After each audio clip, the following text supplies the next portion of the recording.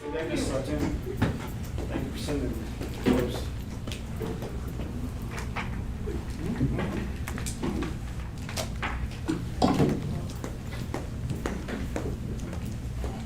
Do we have a printout of the language, or do I need to pull it have up the on my agenda? phone? I didn't print it out. Okay. Let's pull it up on the phone, so sorry.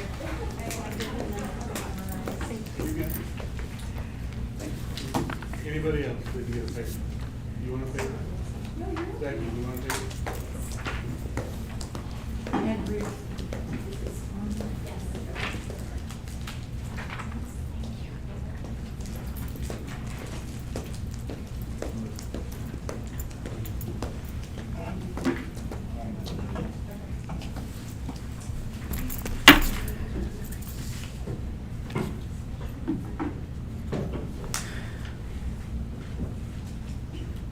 Forgive us, this is an official board special meeting, but we'll go straight into the actual workshop itself, but we have to follow these protocols first, so.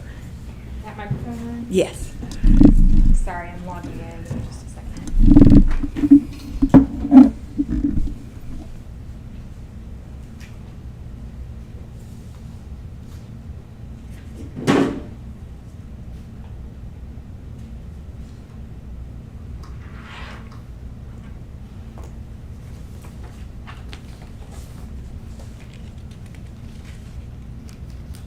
Okay, here we go.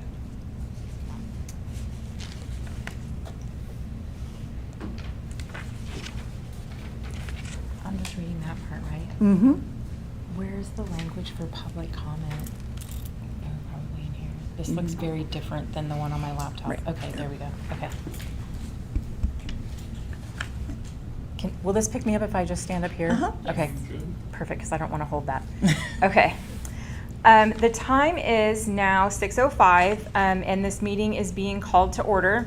Notice is hereby given that on July 15th, 2026, starting at 6 p.m., a quorum of the Navarro Board of Trustees, Navarro Independent School District Board of Trustees may or may not be present during the Navarro ISD trustee candidate orientation at this location. No board action will be taken during this meeting or this evening.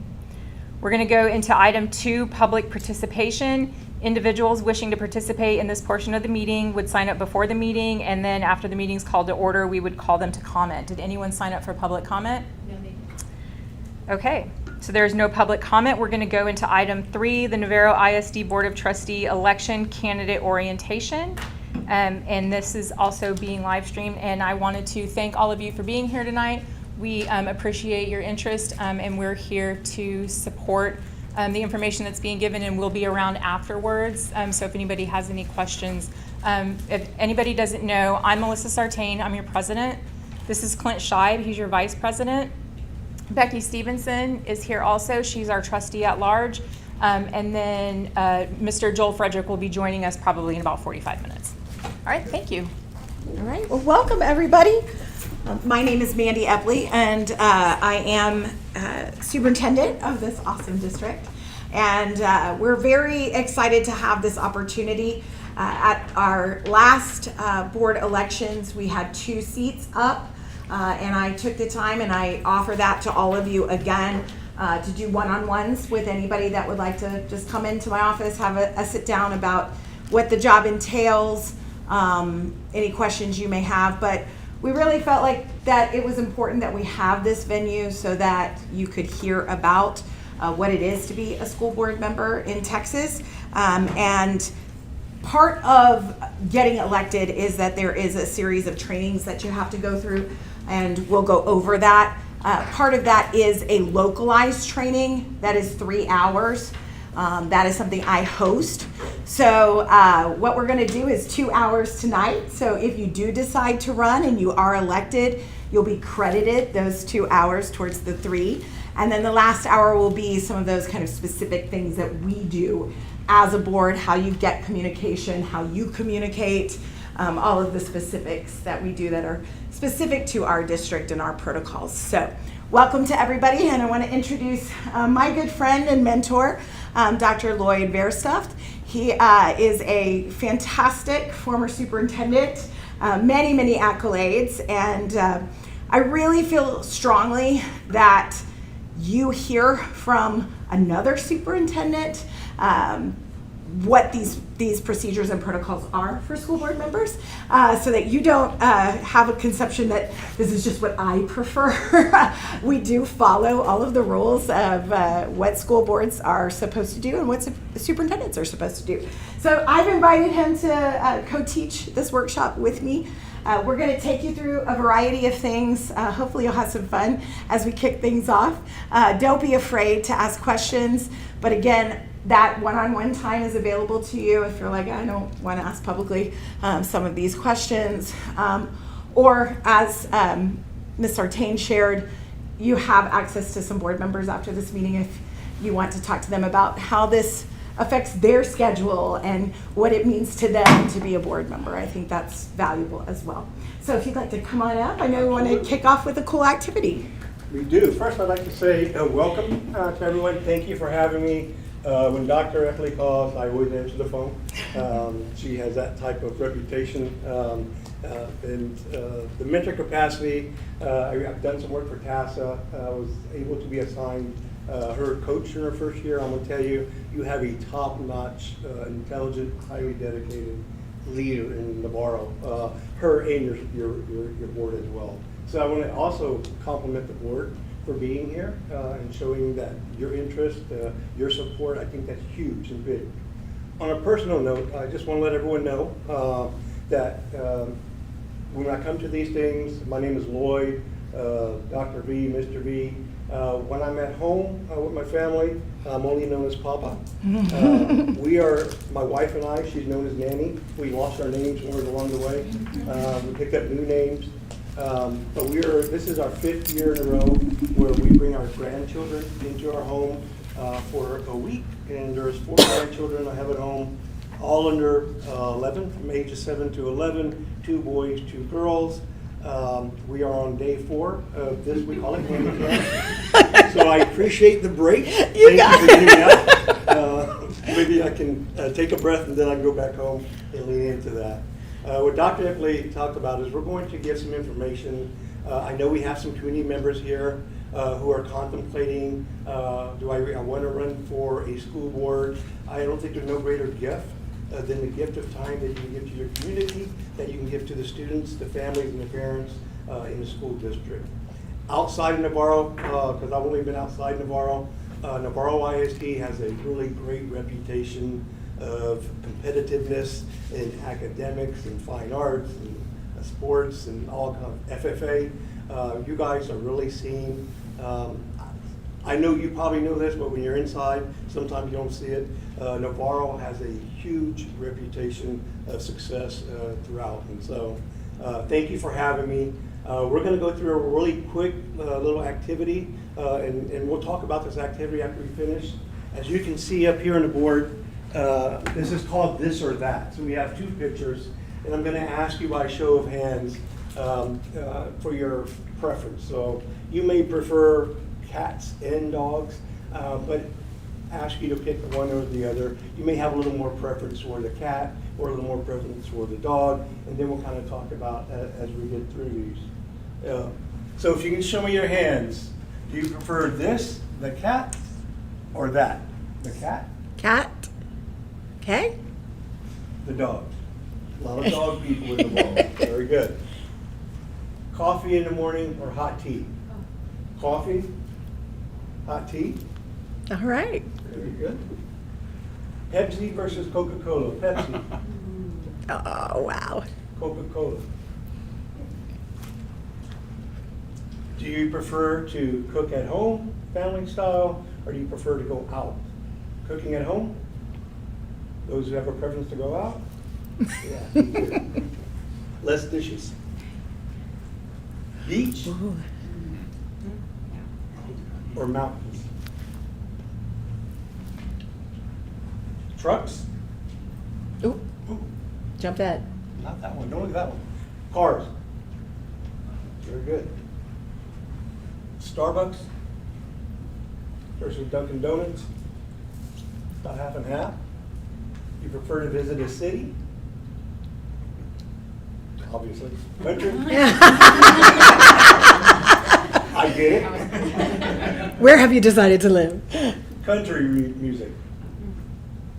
A little more rock and roll. That's hard. Under? Oh!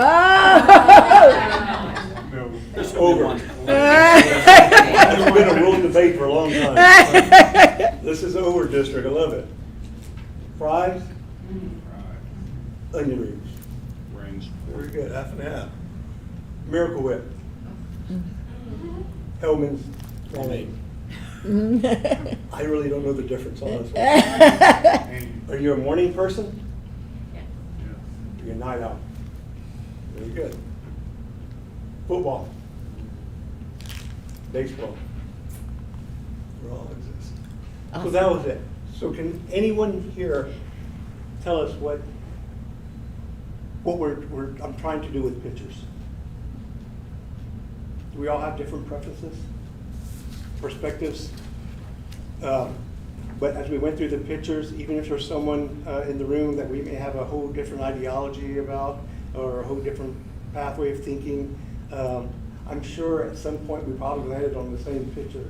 So there's always a way to find some common ground where there's some agreement, there's some opportunity, we can have conversation, discussion, so we can have our preferences.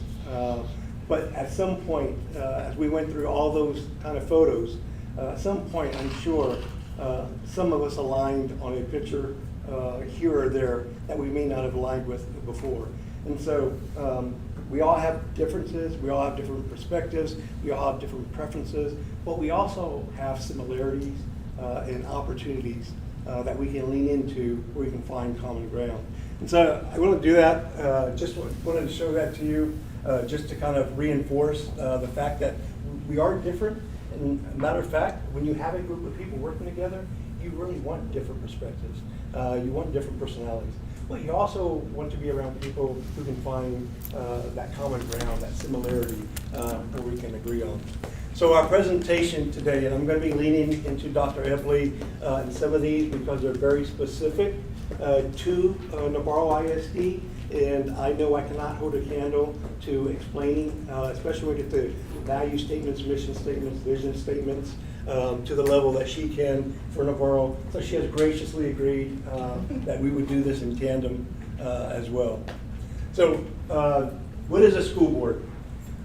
Basically, they act on behalf of the citizens. So we're elected by the citizens of our community. They make a conscious choice to say, I want that person representing my ideas. You're the guardians of the public trust, responsible for the success or the failure of a school district. And we advocate for educational excellence for students, and always with the interests of students first.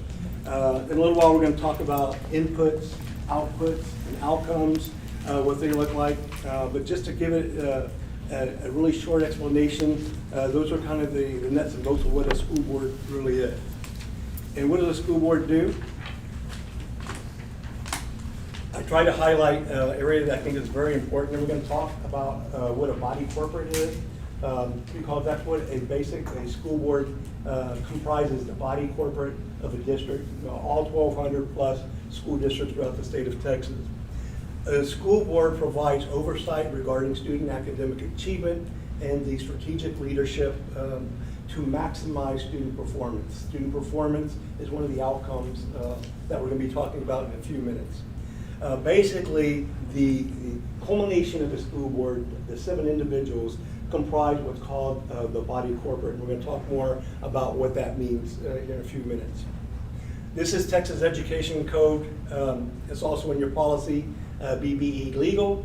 We're going to talk, before we get through this, about online policy, what legal policy is, what local policy is, what online policy really means. So I think this is a very important kind of statement. Unless authorized by the board, a member of the board may not individually act on behalf of the board. The board may act by a majority of the vote of the members present at a meeting in compliance with Government Code 551, at which time there's a quorum is present and voting. And the board shall provide the superintendent an opportunity to present at meetings, either orally or in writing, recommendations to the board so the board can vote on them in that meeting. And so the point I really want us to really kind of lean into here is that in a school district, there's a governing side of the school district that provides oversight and direction, and there's a management side of the school district that does the day-to-day operations and implements the plans, and we'll get more into that. So what we're talking about today is the board and their ability to provide oversight, direction, and we'll get more into what that basically looks like. I wanted to put this up here.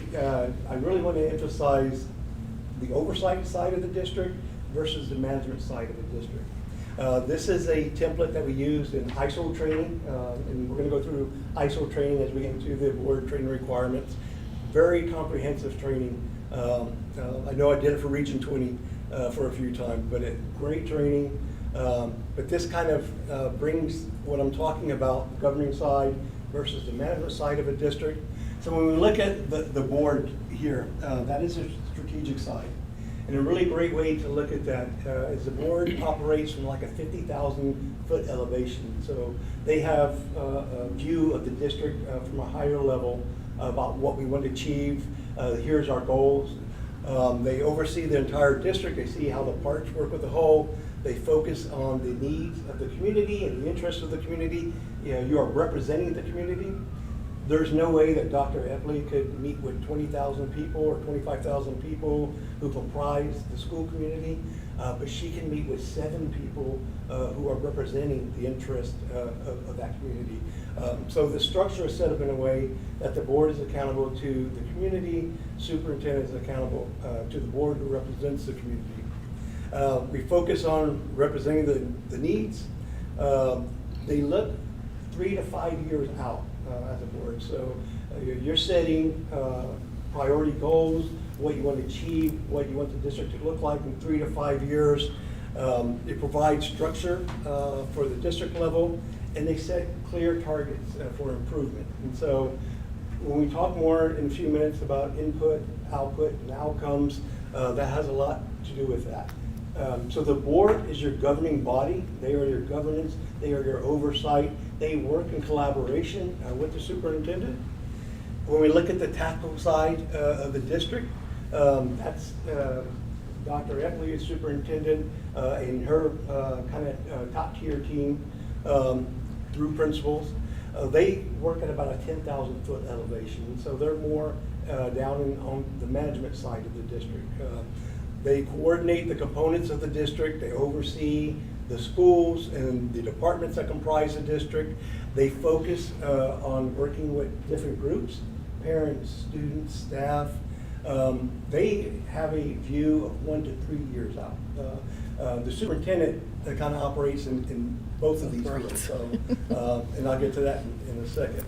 They provide the structure and district at school levels. They create and deploy the plans that we have comprised to take to the board for adoption that says here's where we want to do our work, here's where we want to work on. They are actually the person who puts that plan in action, puts it in motion, brings data back to the board as a output, and then you can basically make changes to the plan along the way. When we get to the more operational side, those are basically the teachers in the classroom. And so they work pretty much at that level of where we want the work to be. They have a view of looking at their process in weeks, in months, in no longer than a year. And so their perspective is we have our plan, we kind of have our marching orders, this is what we all agreed upon that we're going to do, and then they go out and charge and basically carry out the plan in the classroom. So the board is in this category, the administrative team is in this category, our teachers are in this category. If I had a label that says superintendent, it would be across each of these categories. The board, any board in the state of Texas has one employee, and that employee is the superintendent. Everyone else in the district, from the management perspective, works for the superintendent. When we say superintendent, we're not saying just that individual. That person has designees that also kind of carry out the functions of the job and they collaborate and so.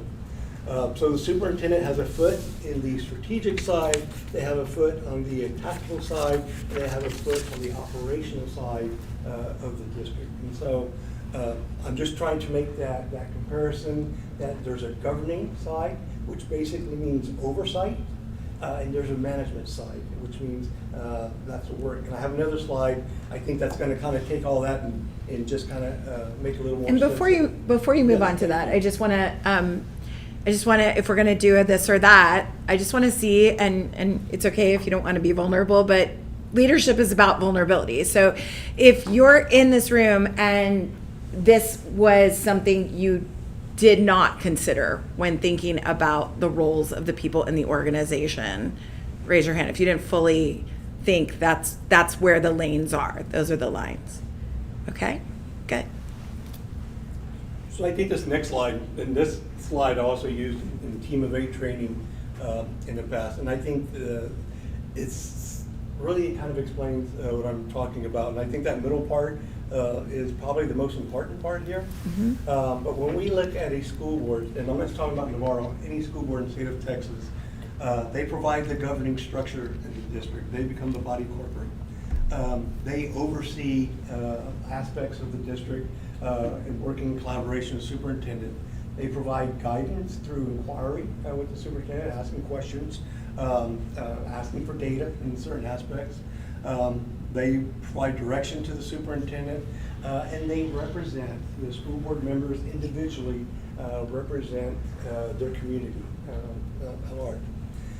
What's important here is to understand the school board decides on the what. This is what we want to achieve. This is what, through adoption of goals, through adoption of value statements, they decide what we want to do. On the superintendent side, they do the management of the school district. They do the implementation. Here's our superintendent board, or our board superintendent goals. They implement those goals through using operational means to elevate the teachers in the classroom, to provide professional development for teachers in the classroom. So they operate the district, they act in the public interest as well, and they're the how. And so I think what's important when we talk about board and superintendent, whose role and responsibility, the what is on the board side in collaboration with the superintendent, the how is on the management side of the district. Here's our plan. Are we going to use TCMPC? What are we actually going to do to really understand the needs of our students, to meet them where they are, to get them to a outcome of where we want our students to achieve, and then we look at the data as a output and decide if we need to modify that plan, if we need to go a whole different direction, or if we just need to cross a few more T's and a few more I's. So it's a constant back and forth. There's no end in education. Some of you are in education or other jobs. In education, it's all about processes. It's all about improvement, continuous improvement. It's about understanding where we are and what we're doing. And there's nothing more important than being able to communicate with the school board and that superintendent. That communication piece is extremely important. And I'm going to tell you, my experience with Dr. Eppley, she does a phenomenal job of communicating. I just want to stop right here. I want to go back to the body corporate. And I mentioned when 7 individual citizens come into a school board, they're elected, they go through their orientation, they become a viable school board member, you are part of the body corporate. Body corporate is a term that Texas Education Code and policy give it, which allows a school board to do certain things. If you're a body corporate, you can enter into a contract. If you're a body corporate, you make decisions about policy. No one member can work individually outside the body corporate. It all has to do with the majority decision that body corporate makes. And so the body corporate, the term body corporate, the phrase body corporate gives that entity the authorization and the power to provide oversight and governance and direction to the district. It also allows, if you're a body corporate, to be sued and or to sue, which basically is in the text of the education code as well. And those things also happen a little bit. We're going to have more about that in a little bit. I have 4 slides here that I just wanted to kind of quiz the group to see if we have some general understanding of the management side versus the governance oversight side. Closing a school due to inclement weather. Okay, so let's throw it out. It's today. All right, we had the rain that we had today. All right, everybody gets that alert on their phone. Major flooding. Do not leave your home unless you're evacuating, right? Who has the decision and the action to close the school due to inclement weather? Yes. Who says the management side? Who says that's the governance side? It's definitely on the management side, in collaboration, because I'm sure that Dr. Epley wouldn't, I'm sure a current school board member wouldn't learn about it when everyone else learned. No. There would be conversations prior to, but it definitely is a management side of the district. Adopt the district policy on graduation requirements. We're going to add additional requirement for students in Navarro ISD to graduate. Is that a governance side or is that on the management side? Governance. Governance side. And you can always tell, you pay attention to the verb when it's adopted, that in collaboration with the management side, the board would have the ultimate say whether we're going to add additional requirements or not, but that is definitely on the board's side. And it would be the responsibility of the superintendent and the superintendent staff to educate the board on what that would do. How much it would cost, what the class would be. Do we need to hire new teachers to be able to teach that class? Does it mean that that student would have to take that in middle school and that would limit their choices in middle school, or it would be a required course in high school, which might limit their choices in high school? All of those things would need to be presented to the board so the board could make an educated decision. They would also have the support of policymakers. The district is in a collaborative partnership with Texas Association of School Boards that has policymakers that are able to say, what are you trying to do? Okay, let's write this policy to be legal and then bring it to you for you to approve or adopt. Very good. Adopt district goals for the new school year. Governance. Governance? Raise your hand if you think it's governance. Or management. Definitely governance, adopt the policy. Hiring the vacant athletic director position, which seems to be a hot topic in a lot of districts. Management. Management side? Definitely management side. It is, although I will say one of our neighboring districts, when we were at Student Leadership Institute, shared that they had 3 board members on their committee to hire their AD, and the Texas Association of School Boards said we would highly recommend that never happen again. So you do want to keep those lanes very separate. Absolutely. So are there any questions or statements in reference to the governing side of a district and the management side of a district? Or are there any other scenarios that anyone would like to bring up? And because this doesn't have to be just us talking. We can, if you want to bring something up as an issue, it says, well, what about X, what about Y, what about Z? We may not have the answers. Dr. Epley probably would. I'm going to use a strategy that I heard one of our teachers use at the parade that I thought was brilliant, because some of us old school teachers, that's what we say, is like, any questions, right? And then you do your wait time and no one asks questions. And then she said, and I thought it was brilliant, so no one has any questions, but does anyone have a question that they think someone else might want to ask but may not ask?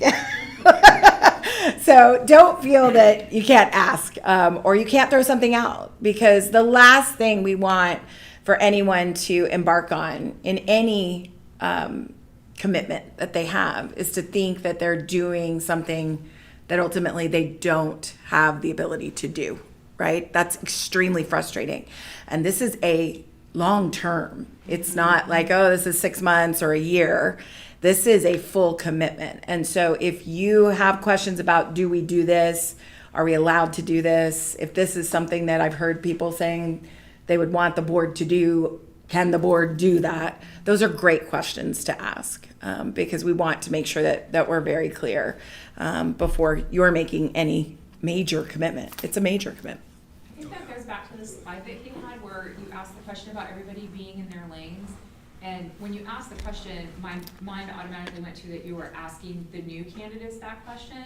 But if I would answer that question when I was in their position, I did not know that.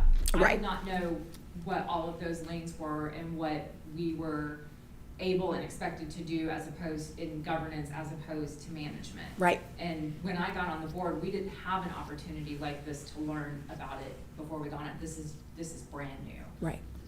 Doing this way, and so I wish that we had this. But to answer your question, no, I had no idea that those lanes existed that Right. way when Right. I got on the board.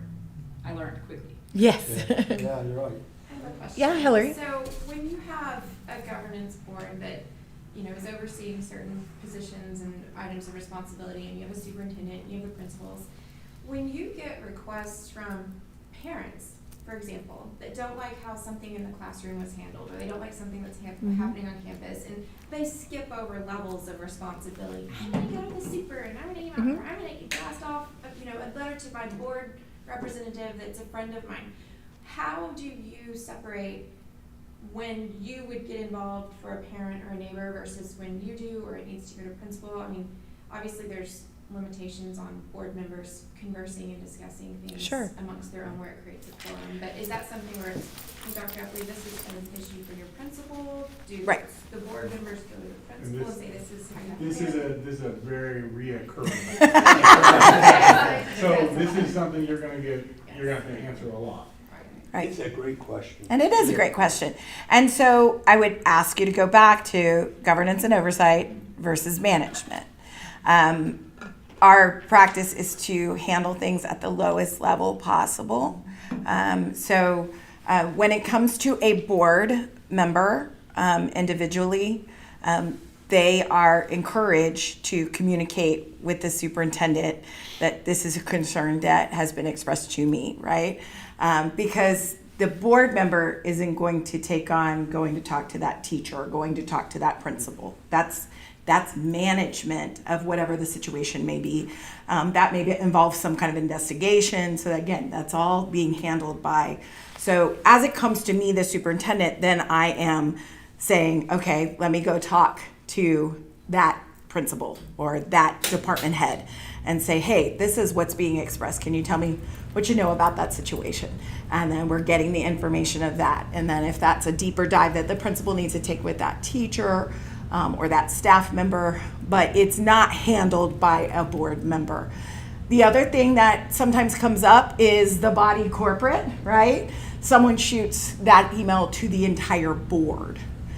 And that's when it becomes challenging because we want good customer service and we want to be able to tell that parent, we hear you, but we have to walk a very straight line of we're not now telling you and all board members are communicating this thing this one way versus each individually start to say, well, I had that problem when my kid was in that class, or, this is something I'm very concerned about, or, that's really not a big deal. You should get over it, right? Because they have to operate as one body and communicating that we encourage you to speak to your campus teacher. We encourage you to speak to your campus principal.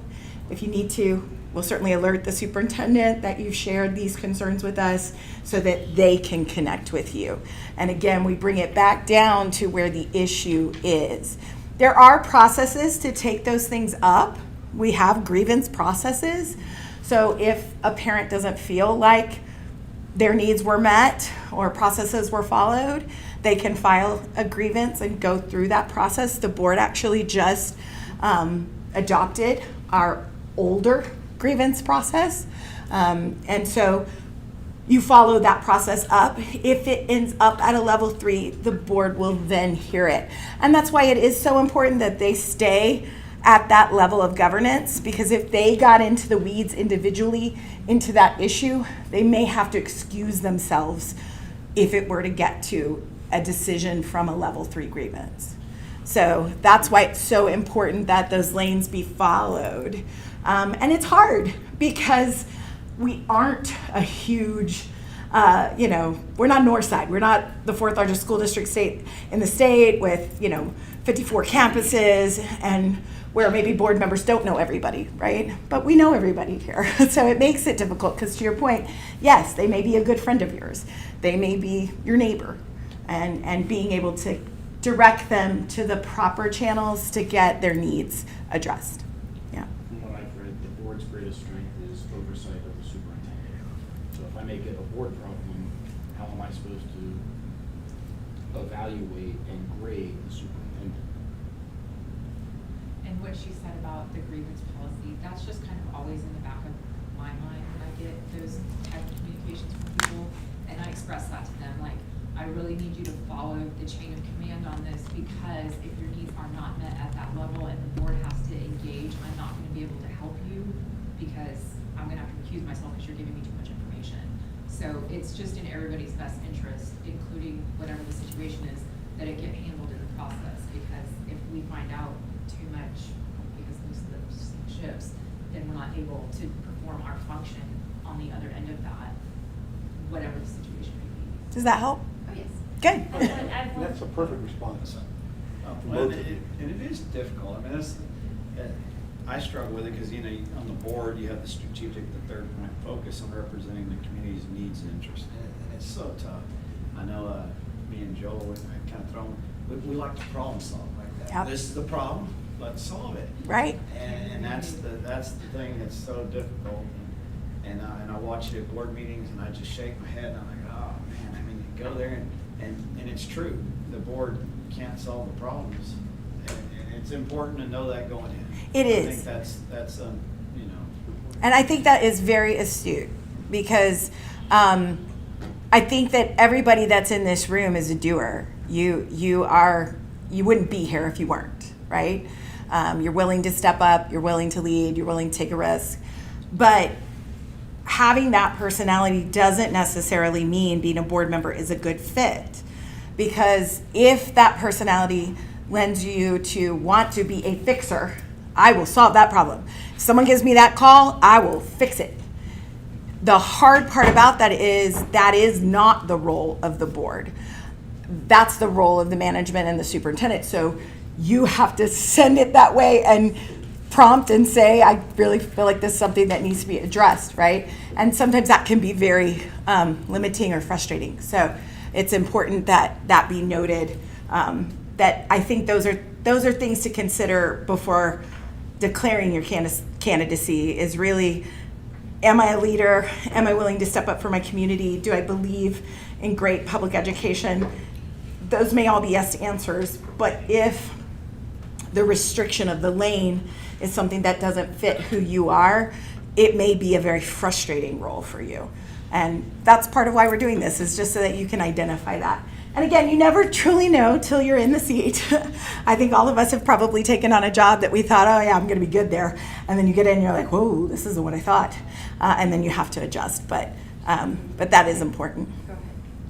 Oh, I would just add to, like, as far as parent concerns go, as a board member, if you're entertaining those, you have to also consider the people that you're leaving out of that conversation. Right. So if a parent comes to you and says, I can't believe this teacher did this to my child, and da-da-da-da-da-da, you don't know who was involved. Right. You don't know what happened. You don't know what policies were in place. You don't know the history or the background of the family or the child or the teacher. And to leave the teacher out of that conversation is very disrespectful to them as a professional.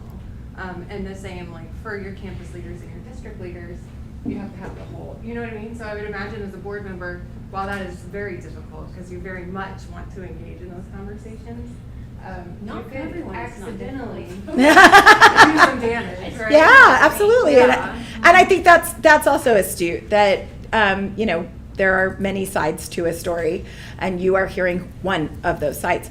But again, it's not your role to fix it and then go investigate and get all of the sides, right? It's your role to send that to management and say, here is what was reported to me. Please take it from there and see what we need to do to address the concern, right? On that note, personality really is a trait that has to, or something that has to be considered when you're thinking about, okay, what's a profile of an ideal school board member? And if your personality is to get in the weeds and to get on Facebook and to type stuff, and that is not the personality of an effective school board member. Right. All really great comments, and really great direction. I would say as a board member, the last thing you would want, and I know this from personal experience, is you have the reputation that you're the fixer, you're the person, because I know Clint made a point that happens a lot. It happens a lot in Southwest, it happens a lot in Northside, it happens a lot in Braunfels, it happens in every district. If you have get the reputation out that you're the person to call, your phone will never stop ringing. And not that you don't want it to ring and you want to help. I believe all great comments. Even if you say, well, give me your number, I'm going to contact someone, even if you take that information, you're basically placing yourself now in the middle of something that there's going to be another expectation that I get some feedback now that I left you my contact number. I believe the best course of action is to encourage that person to go to the next immediate supervisor, or wherever that issue is, and direct them that way. Because I know where I worked at, the board had a thing that we will take the information and give it to the superintendent. What they found out was they would get a call 3 days later and say, well, you never got back to me, because there was this presumption that you're doing something now on this activity.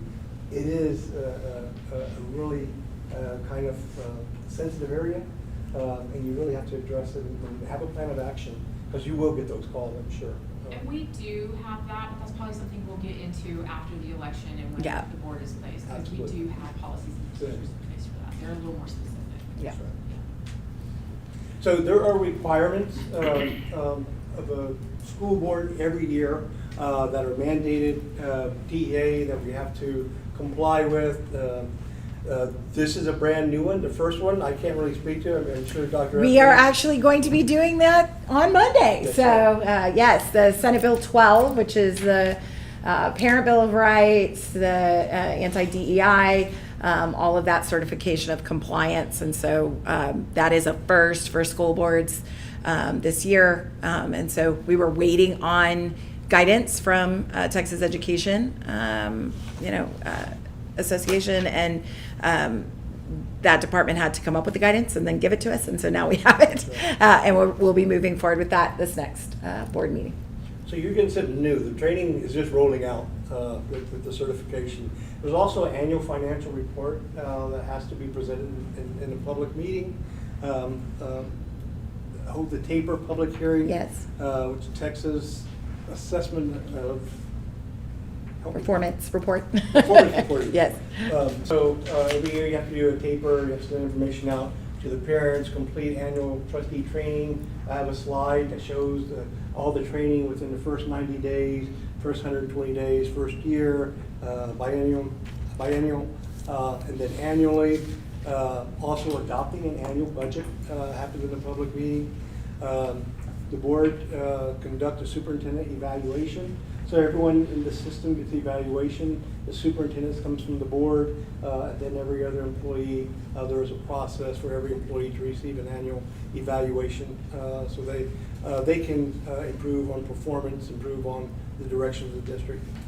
Review and update district policies. There's a number of ways that this is done. You can do a comprehensive policy review. That's recommended every 5 to 7 years. They can do a really comprehensive one. It is probably one of the most challenging day or two to go through every policy individually. Yes. But definitely well worth it. And we are on the waiting list for that. So when I got to the district, we discussed that and went ahead and said we would like a full policy review. TASB has 2 people that do that for the entire state, and so you have to go on a waiting list to go through that process. So we are on the waiting list, and so we will hopefully get the call this year that will be up for us to go ahead and do. But in the meantime, between each legislative session, based on what is voted on and approved, TASB goes in and gives those legal updates. And so the board will receive a large chunk of updates as they get processed to mirror whatever the legislature approved. And so it'll be, I think this last one is update 127, right? 127. And so you'll get the packet of all of the updated legal policies. And then if there need to be any changes to local policies to align with that, those suggestions will be given as well, and the board will need to adopt those policies as well.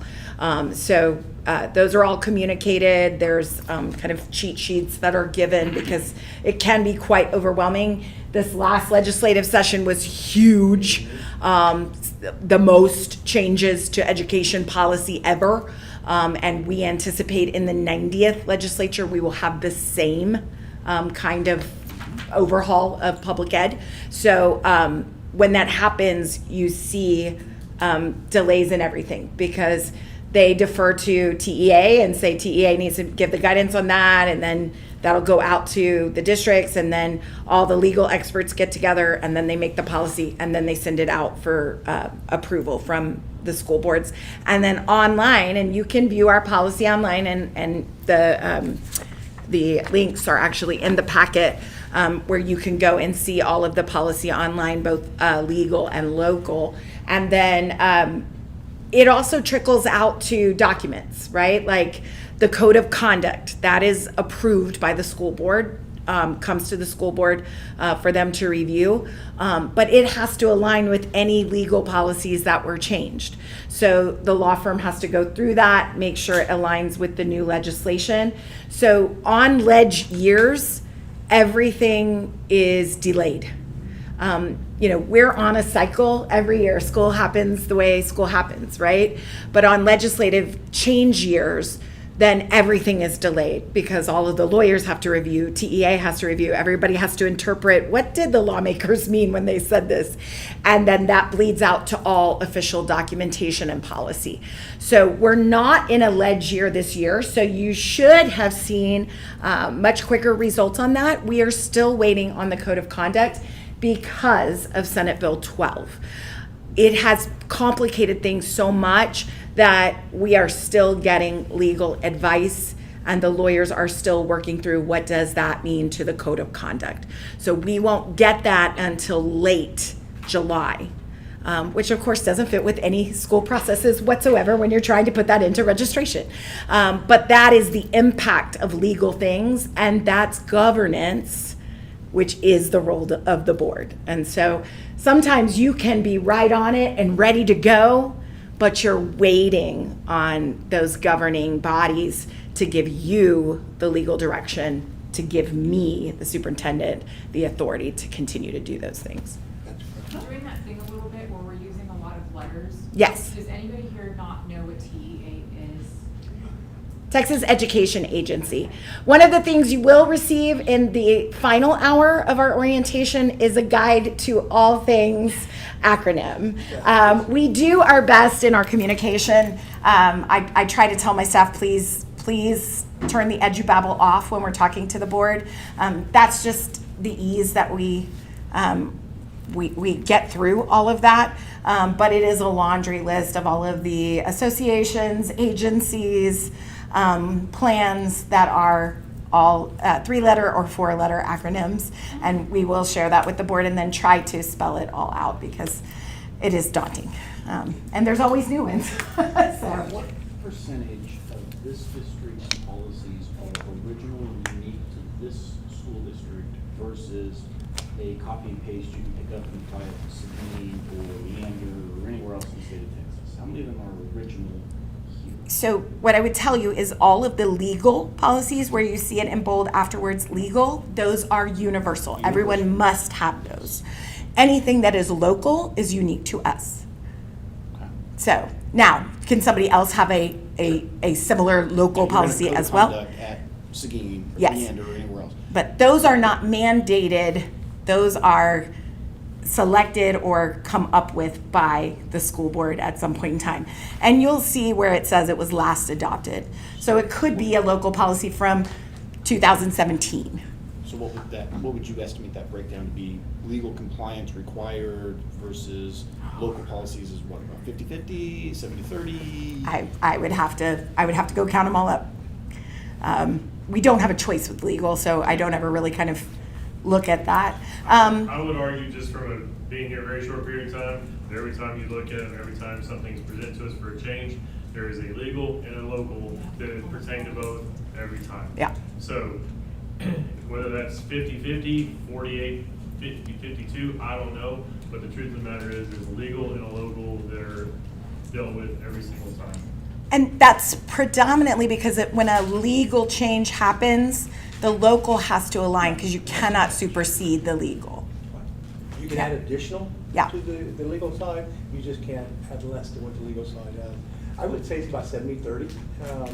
That really would, because not every policy has a local side. There's no need for local. It's just, the statute, and the statute answers that. But the majority of them in Section F, Section C, all have local. Yeah, our discussion back here was, no, every time we look at the board. Yeah. it's like All of the ones since you've been on the board would, because they're all part of that 89th legislative change. But yeah, you got me curious now, Mr. Webster. I'm going to go count. Before we move on, I just want to tag on to something you said, because when you were talking, you said that the board brought up the, where did my words go? What policy were we talking about? Our local one. We don't do that though. You bring those to us. When there are changes to our code of conduct policy, we don't, like the board, there's very little, if anything at all, that we bring. No. Yeah, It's brought let me to be clear. us. We bring that from the attorney Yeah. to say this is in alignment with our current policy and with law. But they are approving that, yes, we don't see anything in this that says, no, you shouldn't be doing this, right? But local policy could be brought as an agenda item to discuss. Like, I think we should have a local policy that says this. Again, we would go back to legal, say, what does that look like? Is that compliant with law? And bring it back for the board to consider. What's the term? I would say prior to navigating to technology, every district used to have what's called the Blue Book. And it was a policy, and it's about 5 inches thick, with just hard copies. Now it's electronic, and when you bring up a policy, right in the left-hand corner, it'll say legal, and if there is a local, it'll say local. And Well, you have to destroy the rainforest to print it, Yeah, exactly. It's pretty thick. That's why it's online. though. That's why it's overregulated. What's the turn time from a policy idea to actual the board signing? 3 months. And that's board With policy. Legal review? Yes, completed? that has to be brought to, and unless it's incredibly, intricate and up for debate legally, is it allowed? But once we have the language from TASB, we would present it once as a first reading. Then we would bring it back for a second reading, allowing the board to talk with the community, think through, ask more questions, and then the third meeting would be the opportunity to vote on it. And the board could say, we would like to postpone that. We feel like we don't have enough information and we would like to continue to study that. I think one of the most recent ones would be the mandatory drug testing. And that was several readings. In fact, it had been discussed several board meetings before it became superintendent, before it became policy. the other annual requirement is the annual safety and compliance requirements. A lot of hardening school buildings with our safety processes. And a lot of these conversations are able to be had in closed session. And there's been a lot of activity, a lot of emphasis on school safety, on how do we harden our buildings, how do we make sure that we have one main point of entry, how do we make sure that everyone's following our safety protocols in there. And so these are all the requirements that we have to do. We also have some best practice recommendations of districts, and some districts do all these, some do none of these, that add to the value of the district, to also do an annual board self-evaluation as part of your process. You self-evaluate individually and then collectively as a board, and have those conversations in different work sessions throughout the course of the year.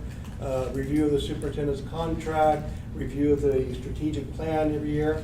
So every district operates under a 5-year strategic plan. And so looking where we are in our strategic plan, are we on track? Are we moving in the right direction? Annual legislative update, which Dr. Epley spoke about. Those are pretty comprehensive in years, just like the one we finished. And you will probably get board advantage points, policy recommendations, probably not only this year after the session or the year during when the session ended, but going into the next year as well. Some of these policies, they come out in form of statute, then they go through the rulemaking process, and after the rulemaking process, it kind of comes through TASB, that we can address it as part of the policies in the district. Annual review of grievance policies and procedures. This is one that school boards have to contend with quite a bit, more in some districts versus others. In some districts that I've done some training at, the grievance policy is up front and is used just about for everything or anything that district was doing.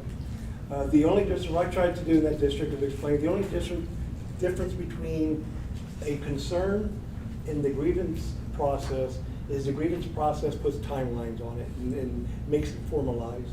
If a parent has a concern, we try to address those concerns. Those districts that always want to do what's right in the interest of students, in the interest of the system, you're able to address those concerns without a grievance being formally filed. But in some cases where there is no opportunity to find common ground, the grievance process does exist for a very good reason. So we go through there, formalize whatever that concern may be. Governance best practices, those opportunities to attend conventions, TASB convention, there's other different conventions as a group, is always something that provides boards the opportunity to learn together by participating in those events as well. So these are some other best practice opportunities, and there's many, many more. And there's no way in the couple hours we're going to spend together here that we're going to be able to explain everything you're going to experience. Want to give you an idea of what the responsibilities are of a board member, what that looks like, what management looks like, what governance oversight looks like, what the training looks like, what your commitment to time looks like, and we'll kind of get through all those. But these are some optional kind of best practice opportunities. Some districts do none, some do some do all these as well. So what does the superintendent do? They do a lot, I promise you. They are committed to their district. They are the face of the district. They are the leader of the district, but they collaborate with the school board.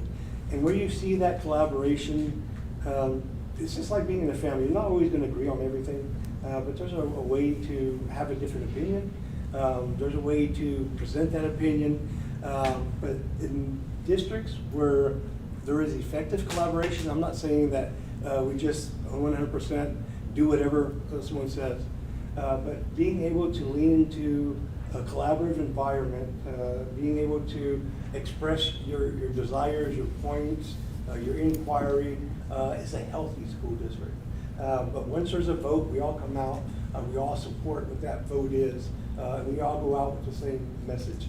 That again comes back to the body corporate, which is we are one entity when we work.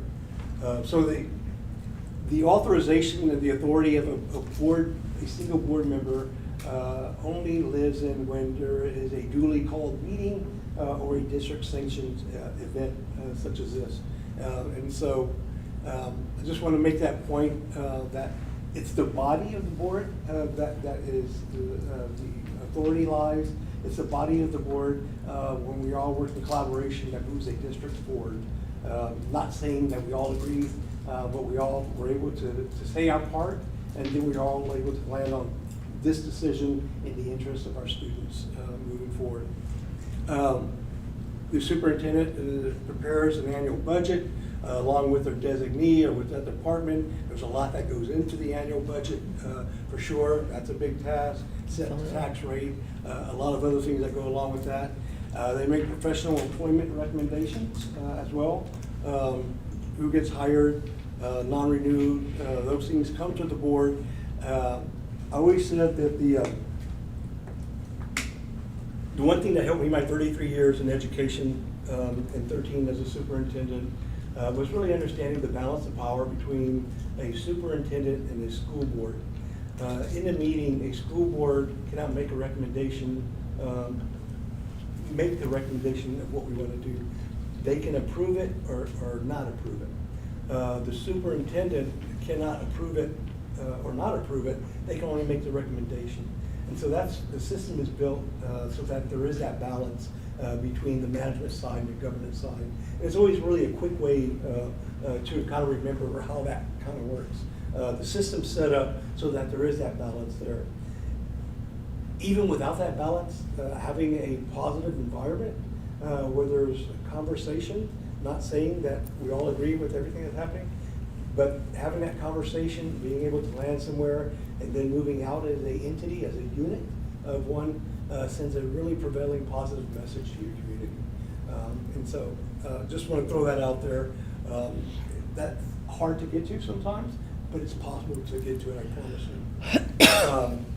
Recommends policy for adoption. I think Dr. Epley kind of went through that. When we get the information from TASB, we take that to the board. There's additional information, different inquiries back and forth, and then we land on this is our adoptive local policy. We can't change legal, as she said, but we do have some sway or some changes, modifications we can make in the local side of the district. And manages the adopted strategic plan. Again, the board did the what, we adopted the strategic plan, superintendent does the how. They manage, implement those strategic plans as well. I don't know if you want to touch on you, superintendent. No, I mean, you hit on all of the major pieces. I think the next piece is mine. So I'll let it drive into that.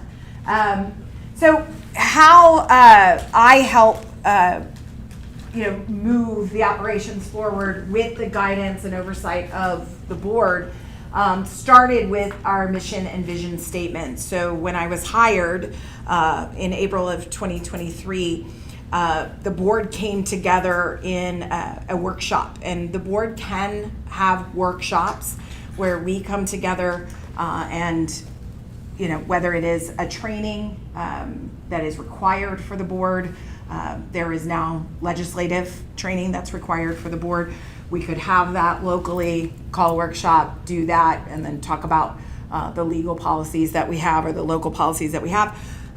In this case, it was a workshop to say, we are starting a new strategic vision. We did a collaborative vision. We have some folks in this room that were in that process as well, where we gathered together and said, for the next 5 years, what do we feel are priorities for this district? What do we want to see as a graduate profile for our students? And let those decisions come from that vision. With that, the board is seeing that vision. The board is then saying, how do we align our mission and our vision with this collaborative community strategic plan to move us forward over the next 5 years? And we worked with some folks from Region 20 to collaboratively come up with these statements. So if they were to change, that would be another workshop where we come together, and we will be embarking on that. We're in the 3rd year of that collaborative vision. So as we come into the end of the 4th year, we will be pushing in to have that collaborative visioning again for the next 5 years, right? And that will evolve because we will meet the goals of the collaborative vision and need to push the district forward. So this is what we originally came up with. Another piece that was investigated by the board over time was the board operating procedures. So to give you some sense of how old these were, we had no digital editable copy We had a typed copy that had been Xeroxed and scanned, and that's all we had. So we know that it hadn't been revisited in a while, and so the board took time in some additional workshops to sit down and go through that board operating procedure, which really is that guidance for board members on what are our norms. I know we have educators in the room as well who know that you've got to have those classroom expectations and norms. And so as Lloyd was sharing, we're going to come from different perspectives, but to respect everyone's time and to be able to function as a body corporate, there have to be these norms of operation. So the board did, with the help of TASB representative, go through those board operating procedures, talk about what they wanted to see, what was working, what needed some modification, and then adopted new board operating procedures. So you have the link to go and review those. And that's down to the process of how will you communicate that you're visiting a campus, right? Because you can imagine, and I forget this sometimes because I still think of myself as a teacher. That's where my heart is. So I'll show up and I want to watch a classroom.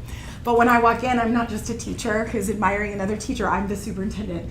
And the look on their face tells me that, and I get reminded, So then it's a respect piece of like, hey, can you let teachers know that I'm just going to be coming around and I just want to see our kids learning and I want to see what we're doing here so that there isn't that intimidation. The same thing would happen if the board just showed up out of the blue and started walking around saying, I'm observing, I'm governance and oversight, right? Why is there a school board member in my classroom? What's going on? Am I in trouble?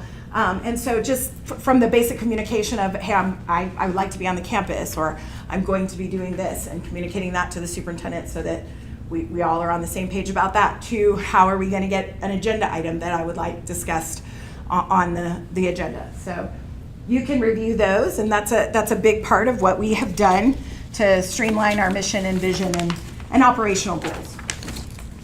Can I add something? Sure. Andy, please. So in my experience, I was always asked a lot, well, what's the mission statement? What's a vision statement? So mission statement is basically the core principle of who we are as a school district. It can live over years. The vision statement is our inspirational statement of what we want our students to aspire to achieve. It's more kind of the time frame of what we want to see from them 1 to 3 years. And so I know during our experience when mission and vision statements were coming into the forefront of districts, now all districts have them, that was one question I always got. Well, what's the difference between one, difference between another one? And so I just wanted to add that. And I appreciate that, and we were extremely intentional. This was a really powerful meeting, because it used to be excellence, where excellence is a standard, right? And so going from that to this change was very intentional, and even down to the words that we picked of cultivating, because we wanted to pay homage to this community and what this community is rooted in, which is agriculture. So that idea that we do not want to lose as we grow connections, that's critical for our kids to be successful, but also for us as a community, which led to the vision statement that we're not just a school, we are a community. And so as we grow, how are we playing a role in growing who our kids are, who this district is, and then how does that affect our community? Because we are the community hub. So very intentional decisions that the board played a major role in. And I think these types of things are some of the ways that I think people get that thing that I think a lot of people go to be a board member for, is that I really feel like I am making a lasting impact for our kids and for our community. I'm giving back if my children attended this school, or I am engaging in a high level because my children still attend, right? Did you still have a question? I just wanted to maybe clarify. So I know we were talking about how, I think you were specifically talking about employment, how the superintendent recommends, the board approves. Was that being specific to that example, or are you saying like generally as far as policies or 5-10-year plan, where are the lanes for the board versus superintendent? And you talked talked about the workshop, so is that kind of the environment where board members can be more free with recommending and brainstorming and? Yes, that would be in a workshop setting. Generally speaking, the superintendent and the superintendent's staff are bringing the recommendations to the board. Now, the board can say, we have concerns about this recommendation, we'd like to ask more questions, or have you looked into this? Is that a requirement? Do we need to do that? And send us in a different direction to bring back more information. But generally speaking, it is us bringing that recommendation as the experts of the educational environment, right? And that's coming from teacher feedback, principal feedback about where we need to go to better support our students. Okay, so I just want to make sure I understand. So the board basically can push back and say, no, we're not so sure, or we want more information. Mm-hmm. But the super and of course local school management are doing kind of the legwork of collaborating and bringing those ideas and plans to the board, correct? They are, and the community. If you've ever been on one of our committees, we open with that. We are a recommending committee. So we're all going to collaborate. We're going to hear the voices of the teachers, the students, the community members, and we're going to bring that vision to the board and say, do you support that? And the board can say, generally speaking, yes, but we'd like to tweak that. You know, we're not so, we think that might not work, or we love that, we'd like to challenge to go even further, and we're going to recommend that you also add this, right? Yeah. Really great districts provide opportunities for the board to be part of that work as well. Yes. In fact, we have current board members in here. And it's a great segue. It was a great segue. Next slide. These are some standing committees that exist here in the Navarro ISD. That board representation is part of those committees who are doing the work of bringing that recommendation to the board, through the superintendent, to the board, the full board, for there to be either adoption or not. When you have board members as part of that work, they're able to also articulate a lot of the reasons why they're also recommending that, you know, from what we've heard from grassroots up, this is a really great opportunity for us to improve our student outcomes, to improve student opportunities within the school district. And here in Navarro, and I don't know if Dr. Epple will speak to these, but you have a compensation task force, which is really great. Compensation for those sensitive areas that folks really rightfully have questions about. Sometimes by having a committee that meets and has those conversations, you're getting more information from multiple people before you take it to the board as well. Right. You have your Navarro Education Foundation, which enhances experience for students beyond what our annual budget can do, and a lot of ways. I'm sure other things as well. Absolutely. And I'll run through these and then I'll turn over to our Yeah. experts. Safety and security, which is huge on everyone's plate, specifically and absolutely what happened in Uvalde. This really came more to the forefront, always been there, but it really has come more to the forefront in what we do and having those conversations important. The District Education Improvement Committee, the School Health SHAC, it's another acronym, acronyms all over. School Health Advisory Council, Long Range Facility Master Planning, Bond Oversight. Whoever sits on that committee, I want to compliment them. Y'all's facilities are always top notch. Every facility I've ever walked in Navarro looks like something I would want my children, to your children to be in. And I think that's a point of pride, if you ask me, here at Navarro. The elementary attendance boundary zone. This one, I know it's the proposed phase to add representation on. Went through this in my prior district. We stand on the shoulders of a lot of people who are here before us. Absolutely. We're Navarro ISD because we stand on those shoulders. Having a historical committee to be able to capture that and to make it part of the fabric of any school district, I think is an attribute of a progressive school district. We can't go anywhere without understanding where we came from. And I think that's critical. And I'll let you speak a little more. Yeah, so these are all, some of them are required by law, some of them are not. Some of them are directly from the needs of our community or our teachers. Lloyd is absolutely right with compensation task force. It is dual fold. It gives the board the voice of our employees as a whole, but it also serves as a vehicle for employees to learn about school finance and to learn about how we are funded and why this district may be able to give more of a raise than that district, or why surrounding districts are in double-digit deficits and we are not, right? So it's a great kind of two-way street. Certainly, safety and security is a legal requirement, but having our board members attend with community members and hear the concerns, go over our emergency operating procedures, get feedback is helpful for us to understand the perspective of how our staff feels, what we could be doing to better secure our buildings and create an environment where it still feels like school, because you can easily make it a prison. But we know, and as we've brought up possible scenarios, hearing that from committee members that that's not Navarro. I understand that doesn't harden our shell to the fullest, but I don't want my child going to a school that's the protocol, right? So balancing that and listening to that, and having a board member or two there to hear that and bring that back to the body corporate to really understand what the feeling is out there.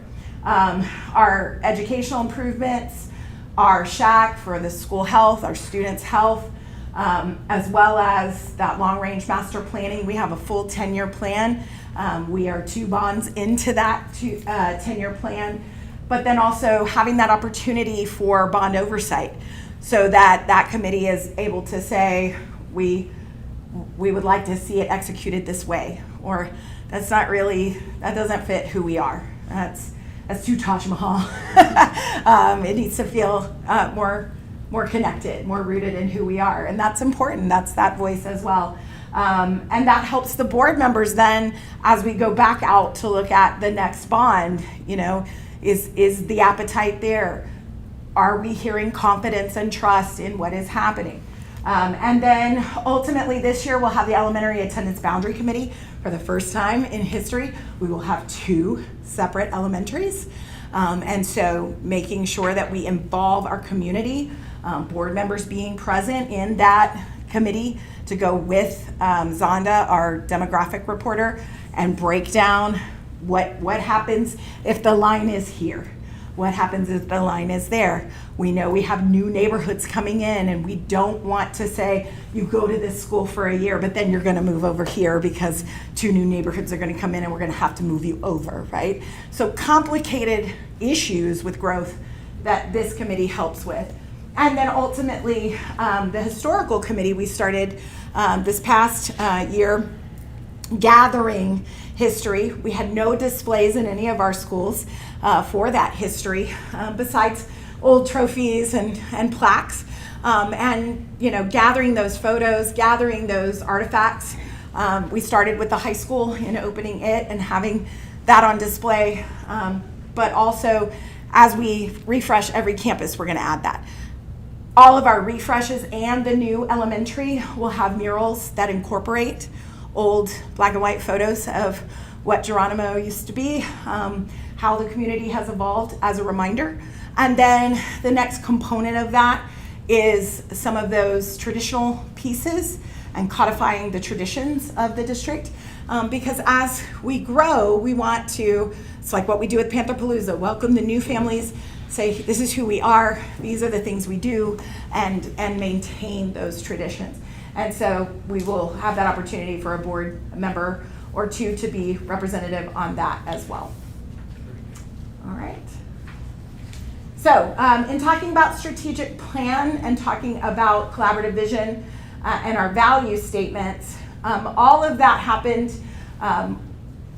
in that first year that I came in, coming together and creating a collaborative vision for what were the priorities for the district for the next 5 years. And all of this came from conversations and a series of meetings in committee with teachers, students, community members, board members to then bring to the board and say, we need to adopt this collaborative vision. And from that, what you got were a series of priorities that then led to the board and superintendent goals. So as a body corporate, they are taking the recommendation of the district personnel about, hey, under all these priorities, here are the strategic actions we think we need to take and the goals we need to make happen, and establishing those, board saying yes, or is that too high of a goal? Is that reachable? And all of that is part of the oversight piece, because then when we come back for recommendations for a budget, the board can say, is this budget in alignment with the goals we set? If you've put a big bucket of money in something that isn't even a priority, I'm going to be asking that question. Why are we investing so much of our budget into this when it's not one of our priorities? And those questions are critical in the oversight piece. So you can go to our webpage and you can see all of the collaborative vision and the cornerstones that really are at the center of what we're doing in alignment. We are working on new board goals because we just finished the first year. As part of my superintendent evaluation is the board goes and looks at those goals and says, did we achieve that? Are we in significant progress of that? Or have we made no progress? What is your plan? How is your team going to be tackling this? And then we come back and modify the goal or start a new goal because we have reached that goal. And then again, that feeds into the budget that we'll be requesting, the initiatives we will be taking on, and it just continues to evolve in this transparent space. One of the goals that we're working on right now is aligning the graduate profile with how do we support teachers, how do we support students, and how do we support parents to ultimately have every student achieve this. And so we're creating a Panther Family profile that has digital online resources for all of those people and clear objectives to reach those goals. So we are constantly coming back to this as the touchstone, and it really becomes that guiding force about decision making. Which initiatives do we need to do? It's not flavor of the month. Does it link back to what our priorities are, where we are with our superintendent board goals? All right. So that's this. And there are aspirational goals in there that you need to have. And then there are obtainable goals for students and adults to get each year. We get feedback right now. We just spent 3 days of leadership launch with our administrative teams talking about, based on our outcomes, based on the way this last year went, what are our recommendations to the board for new goals? And then what are our action plans? Because each campus has a campus improvement plan and the district has a district improvement plan that we then present to the board. So in this, we have human capital and support. We have academics, co-curricular and extracurricular supports, facilities and the environment, and becoming a top-rated district. We keep all of these 24 total goals updated in the community each quarter. So if you haven't seen it, I would highly recommend going to our website and looking at it. We publish something called Panther Progress each quarter that not only shows you the goals, but shows you the plans that have been developed to meet those goals, and then where we are in progress of those goals with actual stories about what students are doing, what programs we've initiated, transparency about, hey, typing skills are not great with our intermediate kids who now have to type on all their tests, right, and use digital tools on all their tests. So this is what we're working on right now, and we'll give you a progress update next quarter. So that goes out to the board, but also to the community, so that we are transparently tracking our progress and communicating that out with the board and superintendent goals. So yeah, I would encourage you to check that out, but just know by October, we will be bringing the new board and superintendent goals for adoption for this school year. All right. Thank you. So we're gonna take a step out of Navarro and kind of go back up. And I'll just say real quick, if anybody needs a break, Yes. because we are going on some time, or grab more snacks or drinks, please feel free to do that. I know it can seem just like bombardment, so we want to give everybody a little breather if you need it. Would you like to take a 5-minute break? Yeah, if you guys want to do that, we can do a little quick 5-minute break. Are the restrooms open? Yes. We'll come back at 7:30. Yes, that sounds perfect. Let me check to make sure which ones.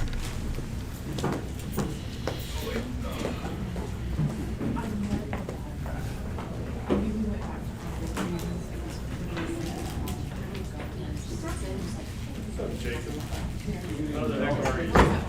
You all right?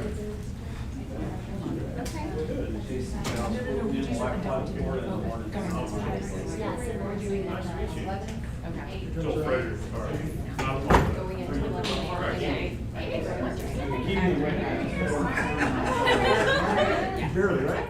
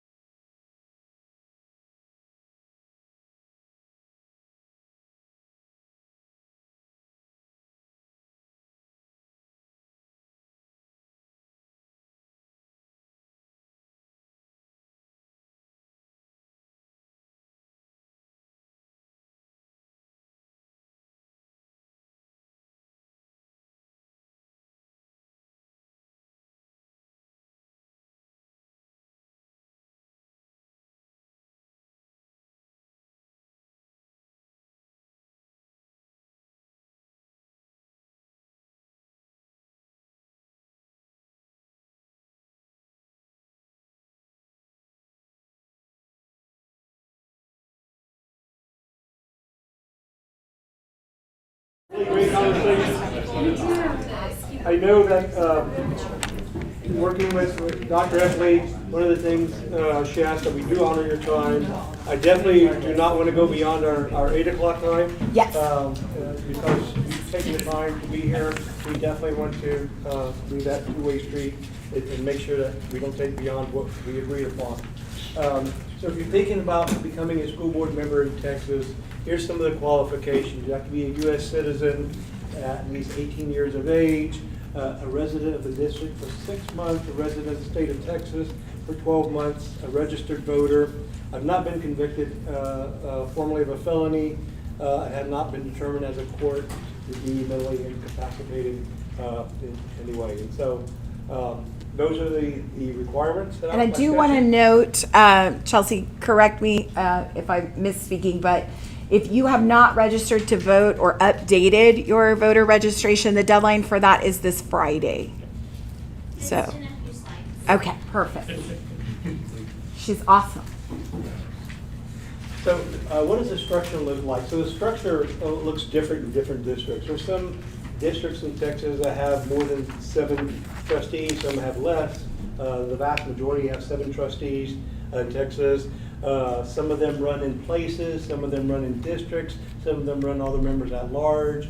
Some districts do elections every year, 2, 3.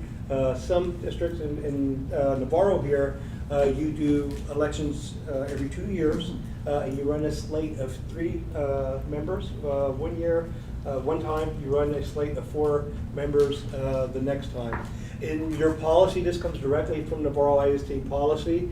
The reason that legal makes us do this is that we put at least the 3 next cycles of election is to make sure that we're very clear on what this slate looks like and what slate of 3 will run, what years, and what slate. So every year you update that by removing the year that's passed and you add on another, in this case, the 4th year. So you're having elections every 2 years. Sometimes there's 3 members, sometimes there's 4 members. I believe this time it's 4. It is. Is that correct? Oh, yeah, it's right there, 4th. So that's exactly the structure of the board structure here in Navarro ISD. We talked earlier about training. There is, and it's good training, the majority of it, I promise you.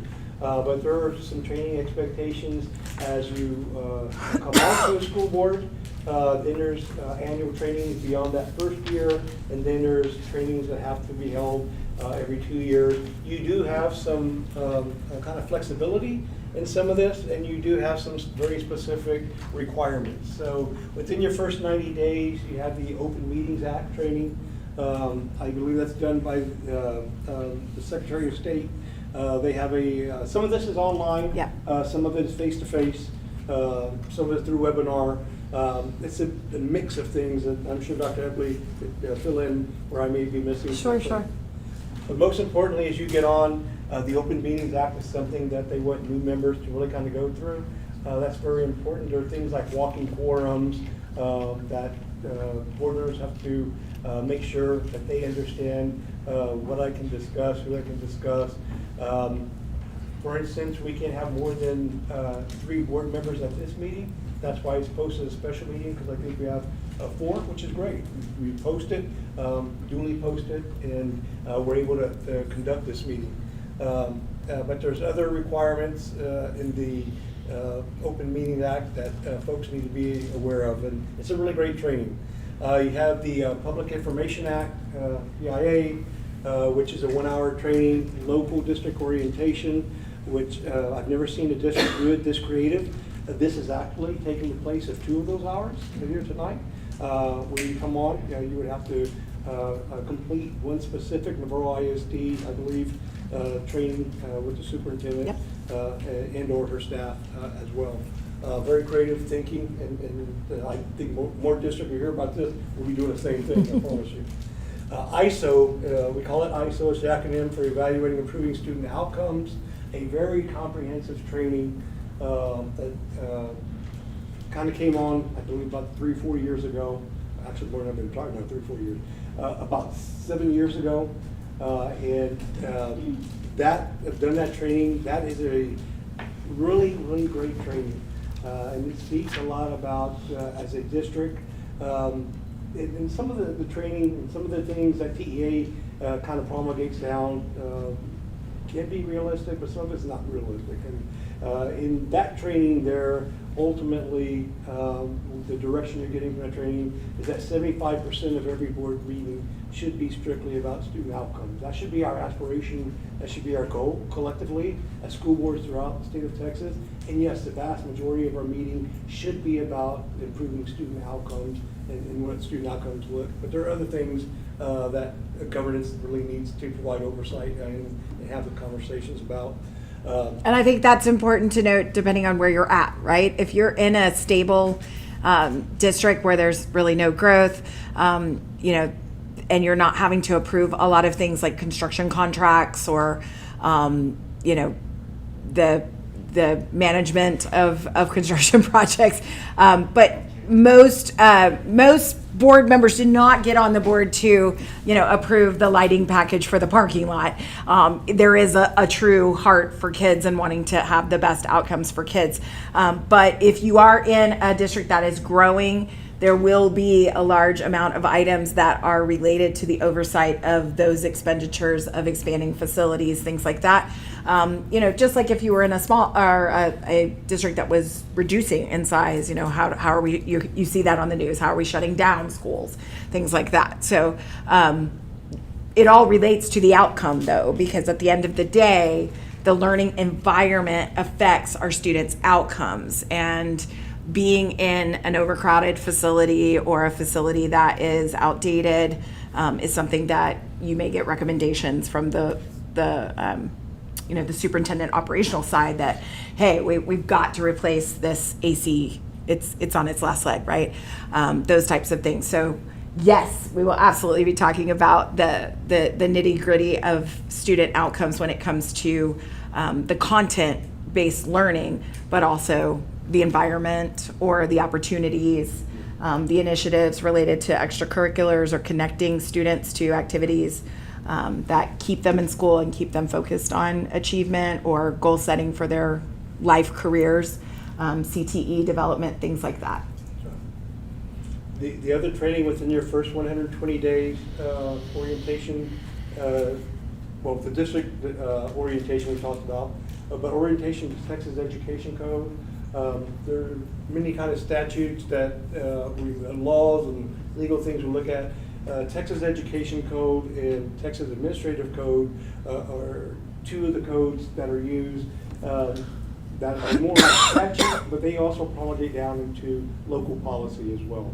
But that training is basically to show folks how to go into Texas Education Code, do searches for certain items, give some direction if you're looking for something, and how the code is kind of set up and basically laid out for human consumption. Sexual abuse, human trafficking, a big item that's required training within the first 120 days, and again, school safety. Within that first year, in addition to that, cybersecurity, team building, it's called Team of 8 training, which is an annual requirement for boards. So it would be, as you being part of the Board of School Trustees, you would also go through that Team of 8 training. And then you get some flexibility, additional education based on the framework for school board development. Those are the opportunities that TASB and other types of trainings that folks can lean into. And so you have some, if you have an interest in school, you can learn more about that. It counts towards all of your training. Once you finish that first year of training, then you have trainings that are required every 2 years. Evaluating and improving ISOs every 2 years. There'll be changes in their program, so it's kind of updating every couple of years. Human trafficking, sexual abuse, school safety, update to Texas Education Code. You'll get that more so during legislative years. Every other odd year, you get a lot on a lot of the Texas Education Code updates. And then annually, after you finish your first year, every year cybersecurity, Team of 8 training, and then you have up to 5 hours of that flexible training that you can kind of pick and choose if you have a interest. And the one that's not on here is every time we have a legislative session, just like there are new roles that are given out to school districts and more, I just completed my compliance training for this year, and this is year 30 of compliance training, and this 100% was the longest online compliance training of all time. It just keeps adding because each legislative session they say teachers need to be learning about this and about this and about this, and they're all important things, but it is a lot of training on top of everything else that teachers do. It's the same for the board. So this last legislative session, we just talked about Senate Bill 12 and parental rights. The legislative body asked TEA to come up with training for school boards related to Senate Bill 12. So TEA has created an online module of 5 hours that is now added to this. So yes, I know that every board member is so thrilled. When he is talking about these additional education-based frameworks, they can be online, and Ruth here is the board secretary, and she will help you get connected to any online resources that you need. But she also helps book if the board is going to attend a Texas Association of School Boards conference where these are live trainings, and you can go to those, as well as there's a governance camp that is held in the middle of the year that students from different districts present on initiatives that they are a part of in their schools in addition to the training. And so there's lots of opportunities for boards to really interact with other school boards, see what other districts are doing, learn about successful initiatives in other districts.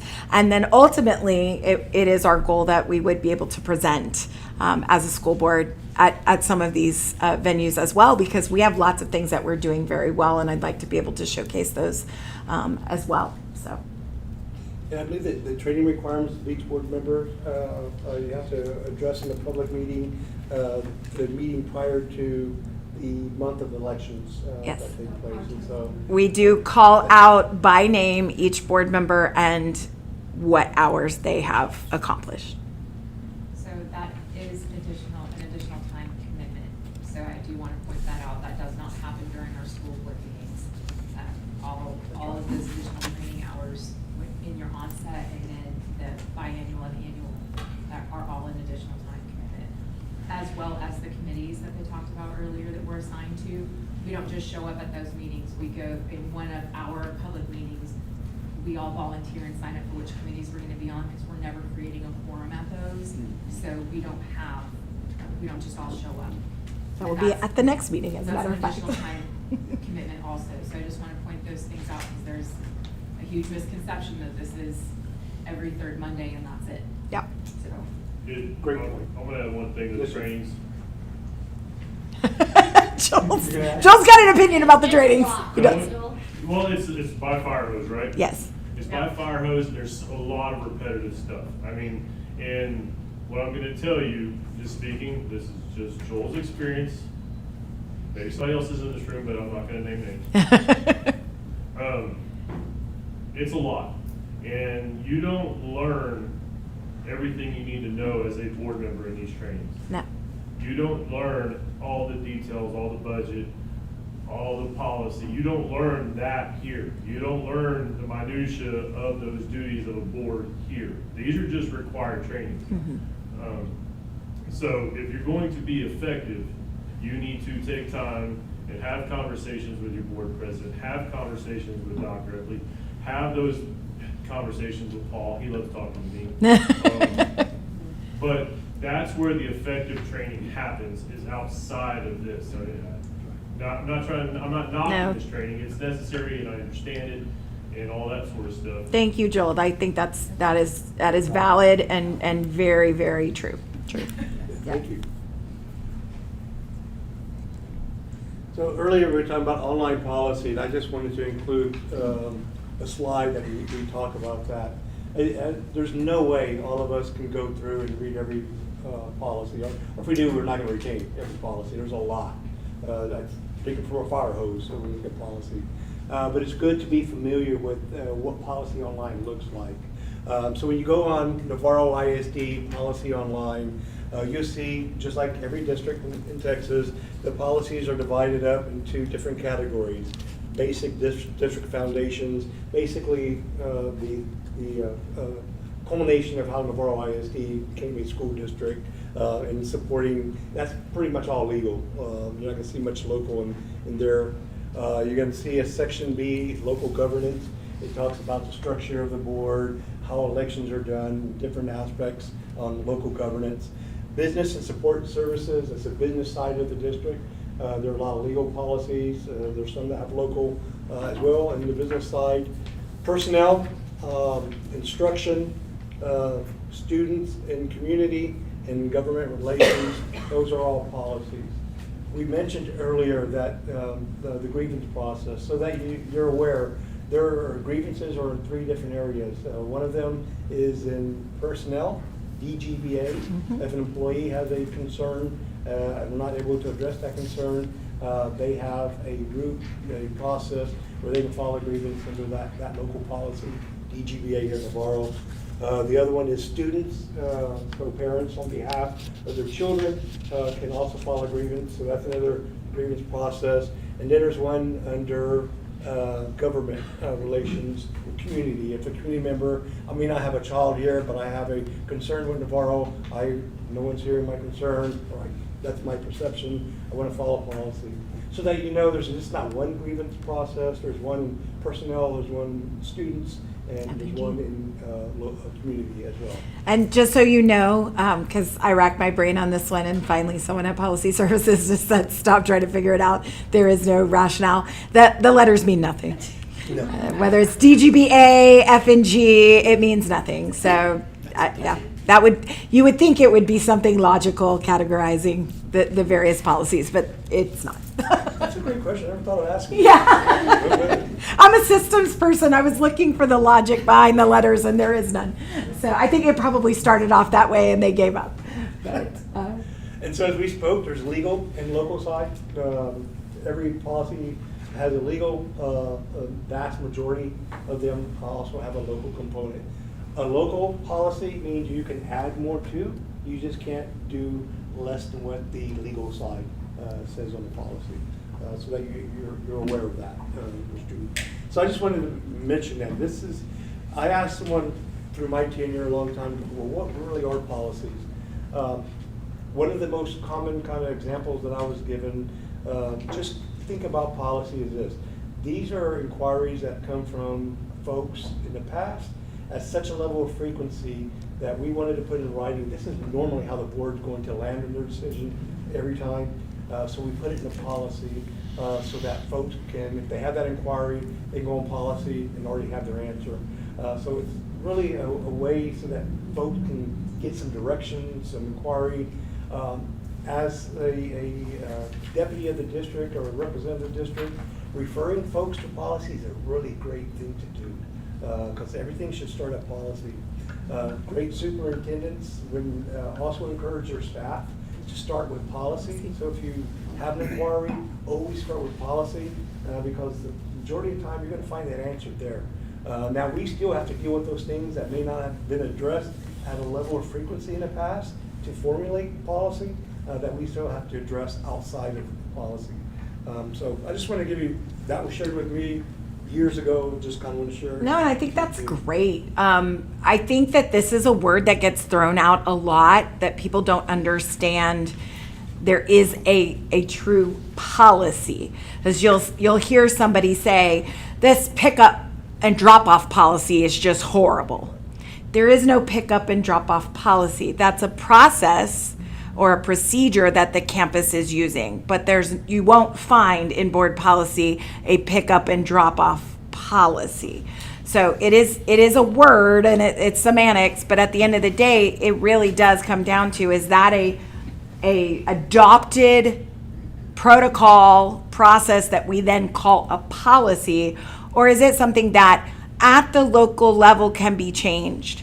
That principal can change that pickup and drop off process each year if they feel they have a more efficient way of doing it, or they have a rationale as to why the old way doesn't work anymore.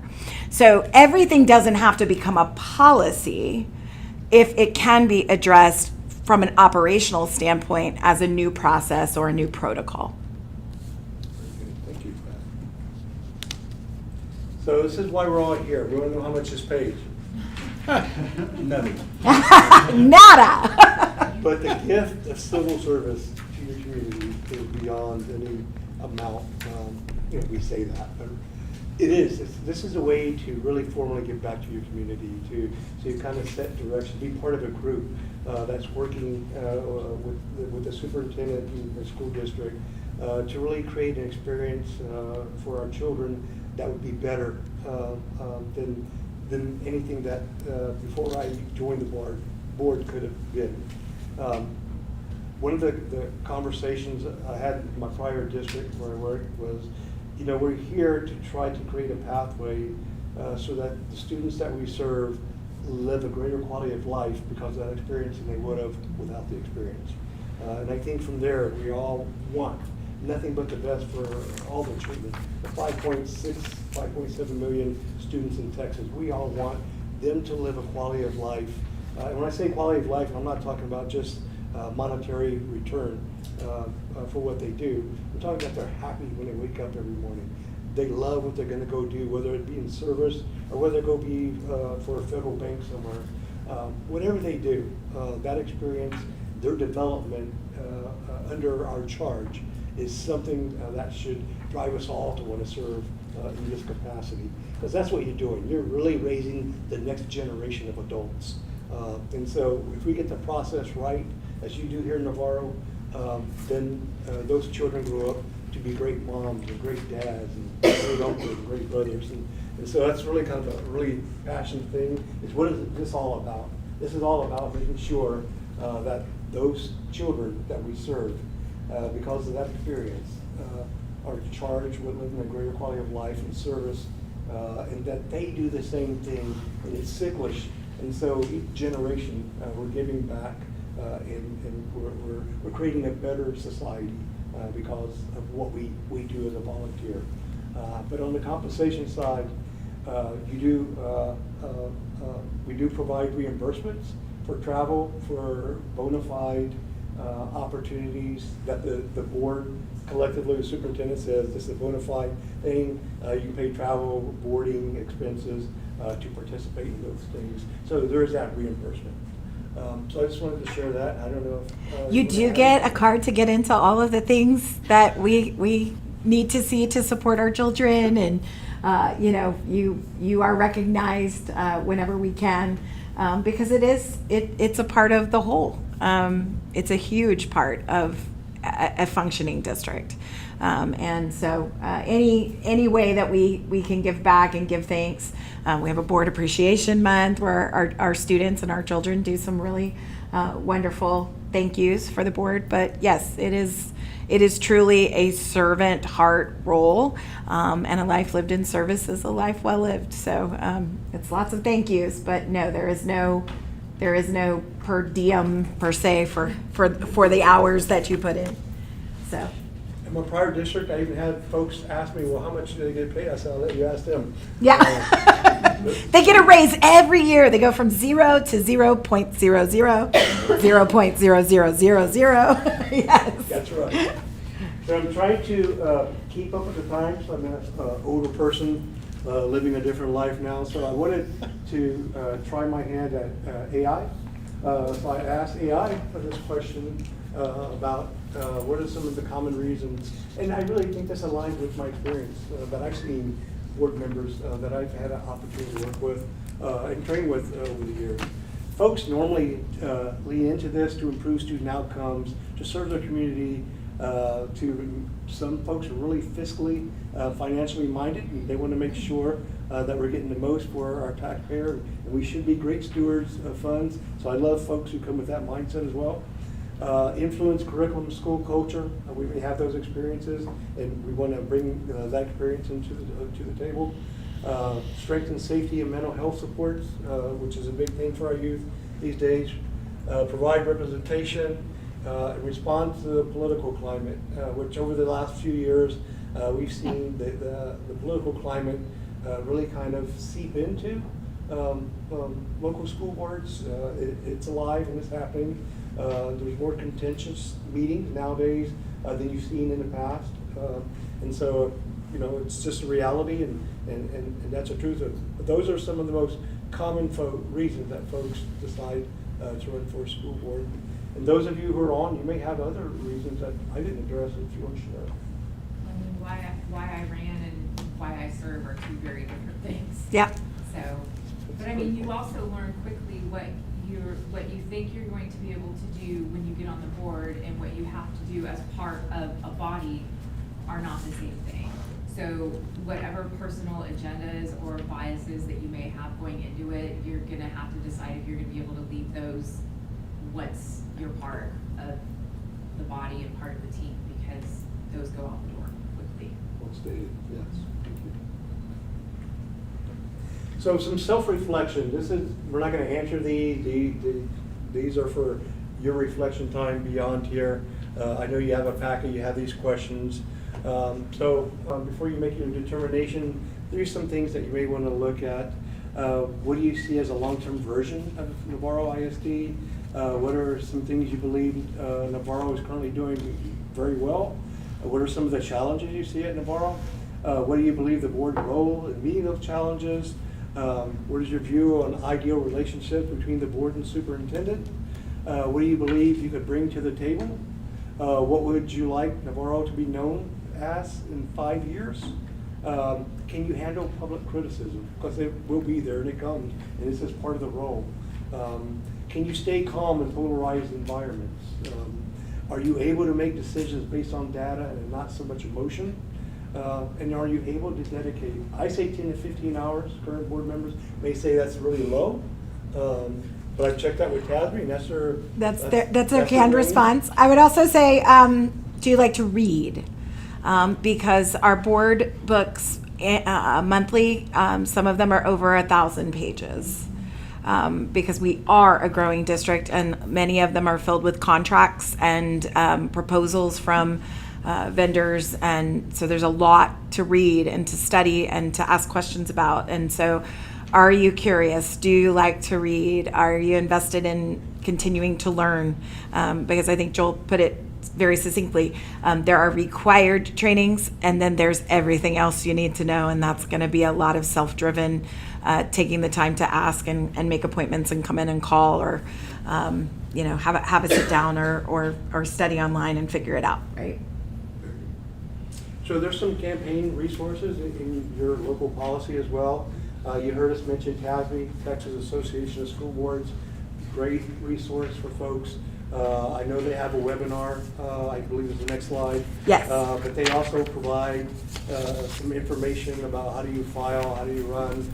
I know that this is the slide that you brought in. Yes, and I do want to just point out, we do have a local policy that I want everybody to pay attention to, and that is GKD, and it is related to campaigning, and not campaigning on any premises that is school property. So that's not handing out a pencil that has your name on it and says, for school board, or anything like that, as well as in other districts, sometimes an organization will host a campaign forum where candidates can talk about what they want to do and why you should vote for them on school property. Our local policy does not allow for that. Doesn't mean there can't be something like that, but that would have to be off-site.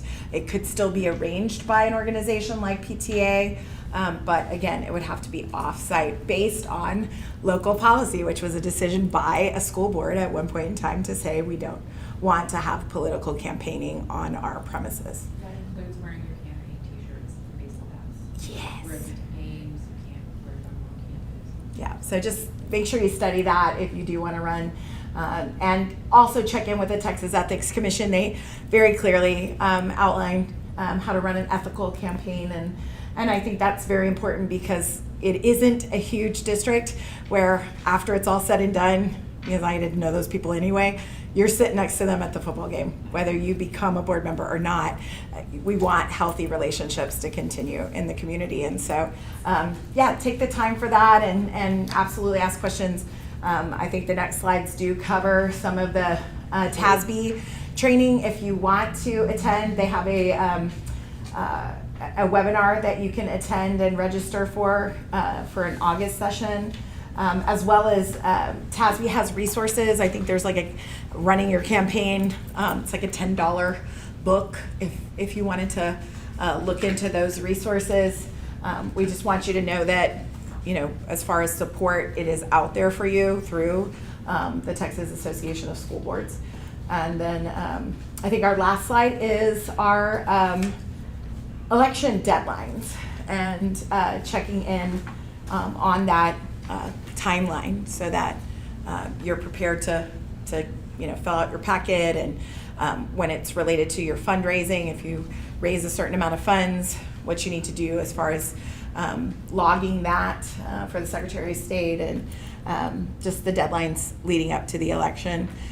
In August, the current board will approve an elections contract. We have to pay money to hold an election. And so we have that contract, and we'll be presenting that to the board to say, here is what we need to do to run this election. And then the county runs the election for us. Sometimes that price is lowered if we have multiple entities that are also hosting election at the same time.